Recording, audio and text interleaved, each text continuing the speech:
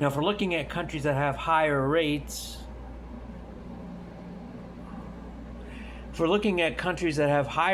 but are not in that particular resource-strapped portion,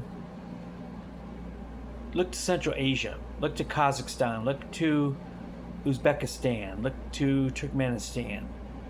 Countries in that area of the world in Central Asia are they're between 3.0 and 3.5. Culturally, these countries are also majority Muslim.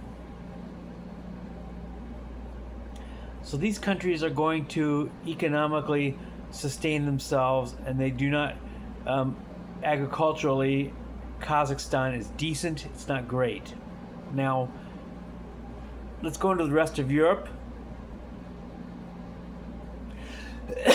This is where the numbers get dicey.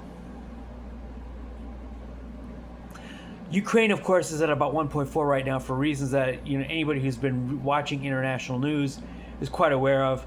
There's a war going on, and they can't, their men are being killed on the battlefield defending their own country. Russia, 1.41.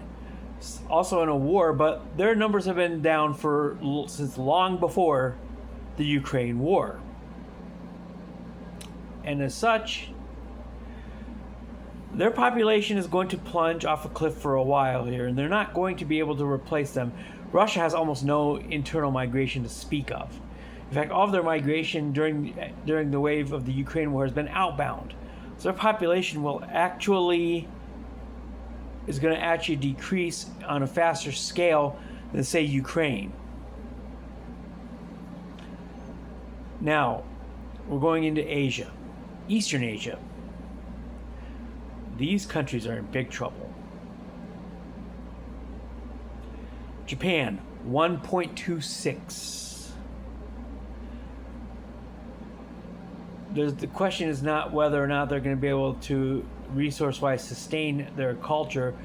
It's the question of whether they're going to have enough people to fuel their technology industries at all going forward. Japan will probably lose about half its population by the year 2100. But I'm going to name the worst country in the world right now for fertility rate, and that is South Korea. 0.62. The women are only replacing even 2/3 of themselves. They're not replacing any of the men. Now, in South Korea, the reasoning for this is economical. And inflation-wise, that country in particular, the cost of having children is so insanely high that they can't even, they don't even consider having children for this reason.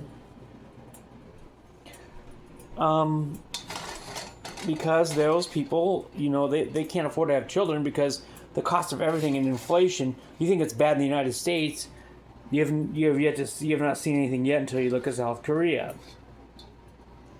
North Korea is not doing well either, but their problems are fairly complex. It's complicated.